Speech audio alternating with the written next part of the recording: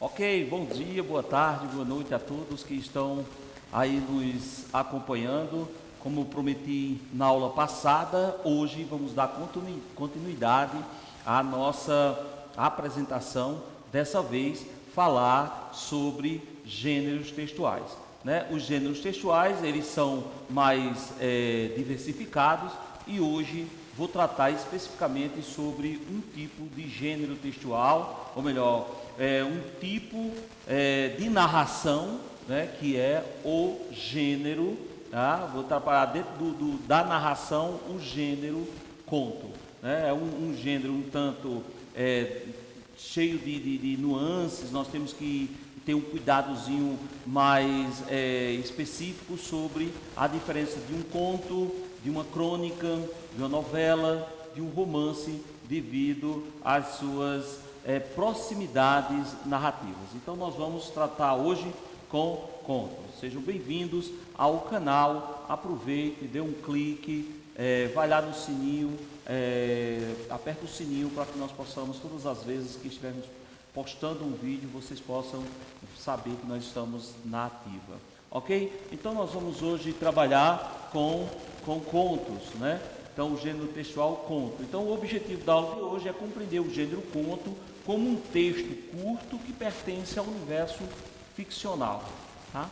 E considerando suas propriedades formais, com ênfase nos elementos estruturadores do enredo e nas formas como são construídos os discursos de personagens e narradores. Então a primeira coisa que temos que lembrar é que a narração, ela é estruturada, o texto narrativo é estruturado em cima de 6 elementos, O narrador, que é aquele que conta a história, as personagens, aqueles que dão movimento à história, o tempo psicológico ou cronológico, o espaço também psicológico ou cronológico, o enredo, esse sendo dentro do enredo nós vamos detalhar as estruturas, os pontos que o enredo deve ter e, por fim, o desfecho, como solucionar os problemas que foram criados na construção dessa narrativa. Tudo bem? Então, olha só esse pequeno conto, ou a iniciativa de um pequeno conto. Certa vez, um garoto foi passear no shopping, resolveu parar na livraria.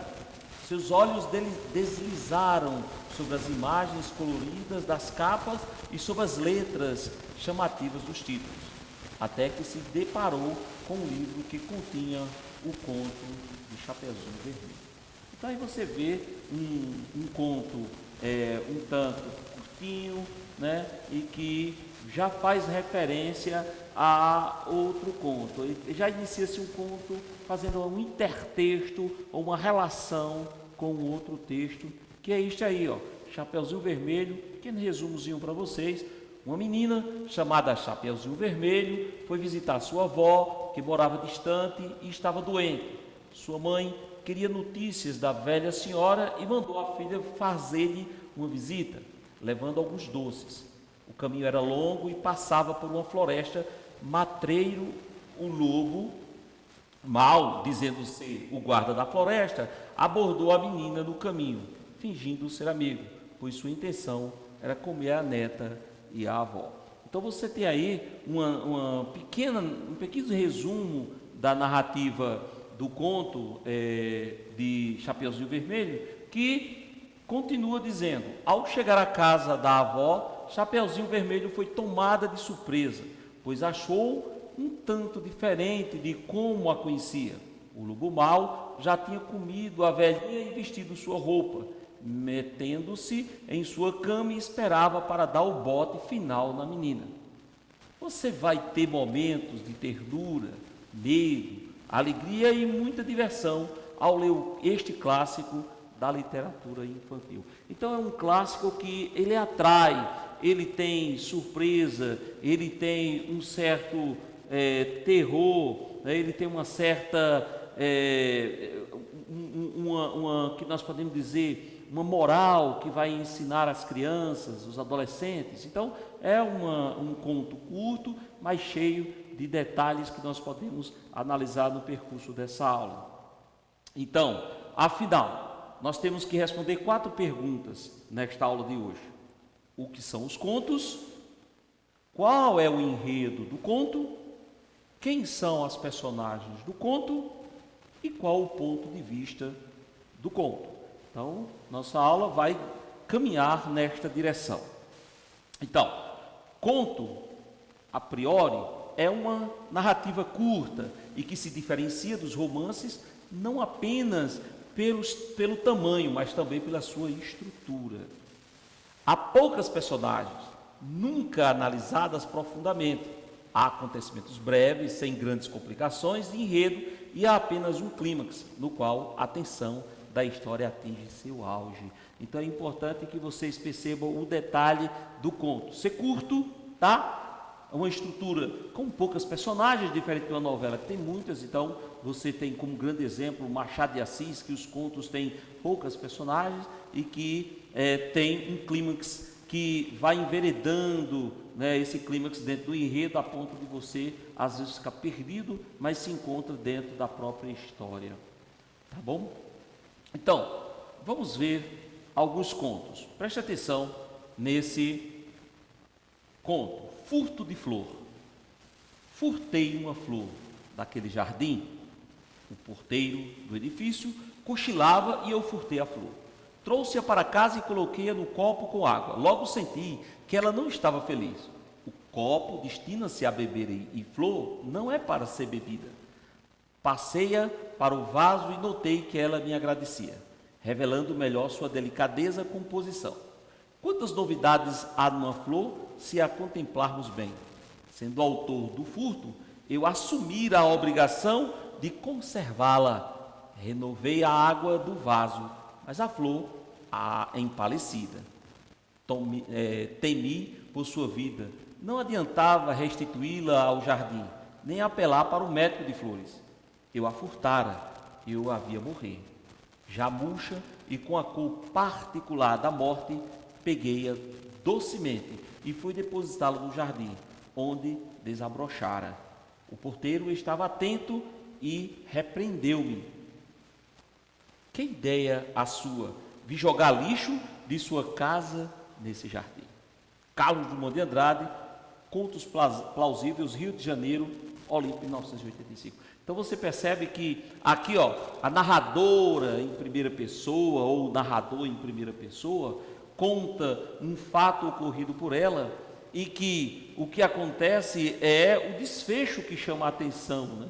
O desfecho que, no final das contas, ele não viu o delito inicial, mas ele, ao tentar corrigir, ele percebe um delito inicial, que de fato é a correção do delito inicial. Mas isso é outra história, nós vamos trabalhar isso um pouco mais na frente. Então, muitos teóricos discutem o seguinte: até hoje, quais são os limites do conto?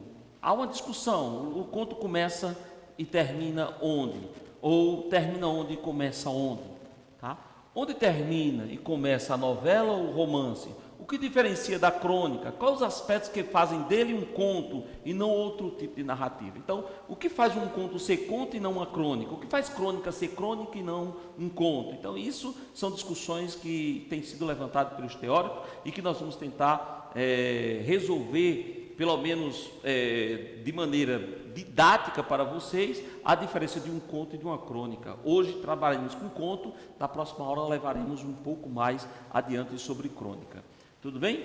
Então, em um movimento cíclico, né, uma coisa circular, com momentos de auge e outros de puro ostracismo ou de puro esquecimento, né, o conto tem acompanhado, desde os primórdios, o avanço da humanidade através do tempo, no que, na maioria das vezes, é hostil e nada propício para criar, ouvir ou ler esse tipo de narrativa.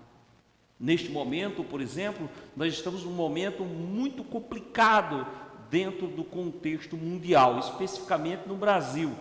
Então, nós observamos, há uma necessidade de produzirmos contos, mas, contudo, a pergunta é: tem ambiente, com toda a hostilidade que ocorre no Brasil hoje, há ambiente para a construção e leitura de contos? Isso aí depende de cada um e nós temos que fazer o nosso papel. escrever e deixar que outros façam essa avaliação. Então, conto é, resumidamente, conto é a forma narrativa em prosa, de menor extensão, no sentido estrito de tamanho, tá? Então, você pode ter contos curtos, há uma grande tendência na contemporaneidade de contos muito curtos, ou um conto um pouco mais prolongado, mas em relação a novelas e a romances, são narrativas curtas, de pouca extensão, poucos personagens, espaços reduzidos, e os desfechos são bem interessantes e muitas vezes surpreendentes. Bom, quais as principais características de um conto? Bom, entre as suas principais características estão as seguintes: a concisão, ser conciso, né? Então, ou seja, você dizer muito em pouco tempo, em poucas palavras. Precisão, você, para dizer muito em poucas palavras, você tem que usar as palavras certas, ser preciso, né? Densidade, devido à natureza da narrativa ser de extensão menor, você tem que ser denso, ou seja, dizer muito em pouco tempo e dizer muito com poucas palavras, e que essas palavras sejam elas pontuais, elas têm que ser escolhidas muito bem. E por fim, a unidade de efeito ou impressão total ao concluir o seu conto, a impressão que ela tem que deixar, ela tem que ser impactante, de tal maneira que seja atrativa para o seu leitor. Então, o conto precisa causar um efeito singular no leitor, muito de forma direta, muita excitação e emotividade. Tá? Então, é uma das características que o conto tem que atingir em você, essa excitação, essa emoção que faz com que você tenha desejo de ler muitos outros contos. O escritor do conto dá-se o nome de contista. Então, quem escreve romance, romancista. Então, para quem escreve contos, são os contistas. Beleza? Então, o conto quase nunca é publicado isoladamente. Então, nós temos que observar que você não publica um conto isoladamente. Apesar de, desde o romantismo, nós temos publicações em capítulos do livro, por exemplo, A Moreninha, que foi publicado nos periódicos, né, os capítulos em periódicos. Os contos, eles são publicados também, ora e vez, em livros, em revistas. Contudo, quando se trata de publicar um conto, eles vêm publicado em outros livros, né? Geralmente ele faz parte de uma obra maior. É o caso, por exemplo, o conto Uma Galinha, de Clarice Lispector, que esse conto ele faz parte do livro Laços de Família, né? Então, quando nós estamos tratando de contos que estão embutidos em outras narrativas, nós temos que, além de compreender dentro da narrativa maior essa narrativa, nós temos que também retirar o conto e fazer a análise do narrador, quais são, qual tipo, personagem, enredo, desfecho, tempo, espaço, que são os elementos da narrativa. Dentro do livro, da narrativa maior, você retira essa pequena narrativa. Bom, os contos, eles têm um enredo, né? Essa história contada, ela precisa ser compreendida, e nós podemos dizer que o enredo é a coluna vertebral, é a base desse tipo de narração, né? A narração do gênero conto. Então, o enredo, como coluna vertebral do conto, é um fio condutor de qualquer narrativa, mostrando uma sequência de fatos, ações e elementos que vão construindo o corpo do relato. É um encadeamento de episódios, né? E que tecem e teia daquilo que está sendo narrado. Então você vai tecendo, vai organizando todo o enredo através desse encadeamento. Então, no conto, o enredo funciona como espinha dorsal, como estrutura que sustenta e direciona todo esses acontecimentos, todas essas ações. né? Nos contos que privilegiam o enredo, podemos distinguir claramente as partes que vão desde a questão de encaixado, né? Que eles chamam encaixando com perfeição, até chegar ao desfecho e assim o deslanche, né? O resultado final, a solução dos problemas que foram apresentados dentro do começo do conto. Então, quando nós estamos tratando de contos como a ênfase no enredo, nós temos que observar que as partes que formam o enredo são 4. A apresentação, né, que podemos dizer é uma introdução ou uma exposição, você expõe, né? Você vai expor espaço, você vai expor as personagens, vai ver quem é o antagonista, quem é o protagonista, quem são as personagens secundárias, a ambientação, tudo isso está na apresentação. A complicação é aquela relação que vai ter entre a personagem protagonista, o personagem antagonista e o seu objeto de desejo, né? Aquele objeto que ambos desejam, mas que ninguém quer ceder, então o conflito está armado, é a complicação. O clímax é quando essas duas personagens, antagonista e protagonista, eles vão se degladiar, vão se confrontar em prol de algum deles sair vencedor para se ter o objeto de desejo. E por fim, o deslanche, né? Que nós chamamos do desfecho, quem ganha? O antagonista, o protagonista, o final é um final feliz, né? Então isso depende muito da estética, né? Do estilo que o autor ele tem para concluir as suas narrativas. Então, quando nós estamos observando isso, nós podemos observar assim, que ao ter um estilo, o autor ele procura o foco narrativo, né? Então, através desse foco narrativo, ele pode direcionar para narrativas em primeira pessoa ou em terceira pessoa. Então, observe bem, a primeira pessoa, a personagem principal conta a sua história. Este narrador limita-se ao saber de si próprio, fala de sua própria vivência, mas não só de sua própria vivência, mas também ele está preocupado em defender a vivência dele e dos que ele protege e ama. É o que nós podemos dizer que é um narrador protagonista, seja esse protagonista em primeiro plano, seja um protagonista em segundo plano. Acontece muito esse protagonista em segundo plano, por exemplo, em Hamlet, né, de Shakespeare. Acontece também em narrativas que o narrador é personagem, mas não é a personagem principal. Tudo bem? Bom, mas também pode ser colocado esse foco narrativo em terceira pessoa. O texto é narrado em terceira pessoa, e neste caso podemos ter 2 tipos de narrador de terceira pessoa: narrador observador, que é o narrador que limita-se a descrever o que está acontecendo, ele falando do exterior, não nos colocando dentro da cabeça da personagem, assim não sabemos sua emoção, suas emoções, suas ideias, pensamentos. O narrador apenas descreve o que vê, no mais especula. Então, é aquele narrador que nós podemos dizer assim, não tem emoção, ele só tem o que ele está vendo, ele apresenta.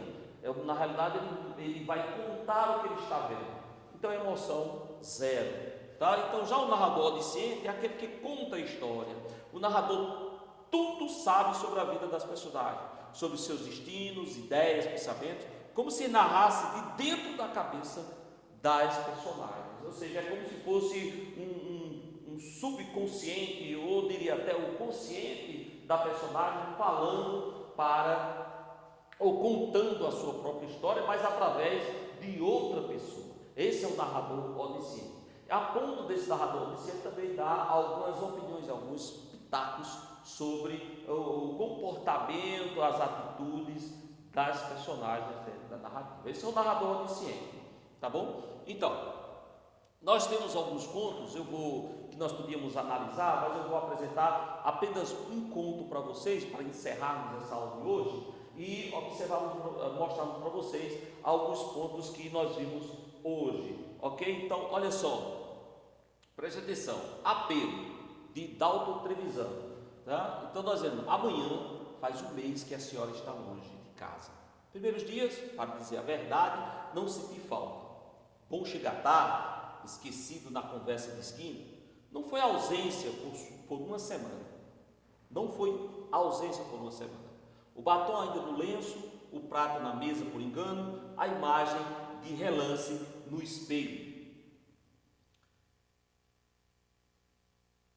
Com os dias, senhora, o leite primeira vez coalhou.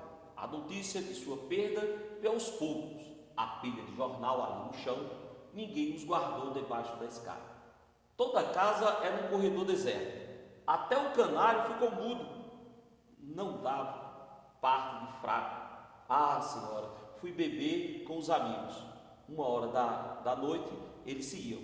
Ficava só, sem o perdão de sua presença. Última luz na varanda.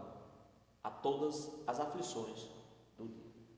Então, o que nós podemos observar, sentia falta da pequena briga pelo sal no tomate, meu jeito de querer bem, a casa é saudade, Senhor, as suas violetas na janela, não lhes poupei água e elas murcham, não tem um botão na camisa, calço a meia furada, que fim levou o saca-rolho?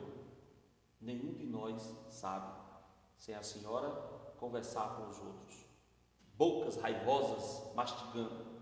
Venha para casa, senhora, por favor, Dalton Trevisan. Então você percebe aí que diante dessa narrativa, nós percebemos que há um narrador em primeira pessoa, tá? Há um sentimento de um eu sendo exposto, não é uma narrativa de terceira, mas uma narrativa de primeira pessoa, e ele expõe os seus desejos através de um tempo que só os verbos eles nos apresentam, poupei água, levou o saca-rolha. Então você percebe que a narrativa está num tempo passado, mas o que ele chama no final chama atenção: venha para casa, senhora, por favor. Então há um verbo imperativo em forma de pedido para que essa solidão que ele tem seja dissipada, tá certo? Então, é uma narrativa de primeira pessoa, é um conto curto, primeiramente. O narrador de primeira pessoa, o eu, está narrando seus próprios sentimentos. As personagens são curtas. Na realidade, aí nós temos uma única personagem que é narrador, as outras personagens são virtualmente colocadas em cena. O tempo é passado, o espaço é um espaço muito reduzido, né? Ele está em um lugar que é a moradia dele, ora às vezes ele está em outro lugar que é o lugar onde ele se encontra com os amigos. O enredo é uma narrativa de saudosismo, de alguém que não se sabe se é esposo ou namorado. No fim, o desfecho é o desejo da personagem de querer de volta essa pessoa que ele parece sentir falta. Não se sabe se é amor ou é afeição, mas há uma ausência sentida. Tá ok? Então, aí você encontra todos os elementos da narrativa, e o que interessa para o conto é justamente esse impacto que ele causa, que esse conto causa quando você lê, né? Então, eu pergunto a vocês: quais os elementos da narrativa que você consegue identificar no conto? Tá? Segundo, o tempo da narrativa é cronológico ou psicológico? Explique com um fragmento do texto. Acho que é um desafio que vocês podem fazer a vocês mesmos. Terceiro, como a personagem evoluiu no conto. Então, pessoal, é isso. Conto é uma narrativa curta, de pouca extensão, que o resultado final é apresentado de forma quase que imediata e muitas vezes surpreendente. Então, espero que vocês leiam alguns contos para que vocês possam sentir o impacto da estrutura narrativa. Agradeço a presença de vocês, até uma próxima aula, e que vocês possam sempre estar no canal. Fiquem em casa, aproveitem para que vocês possam ler e refletir. Tá? Tá? Tentem responder essas questões, qualquer coisa, estamos com vocês. Um grande abraço e até a próxima aula.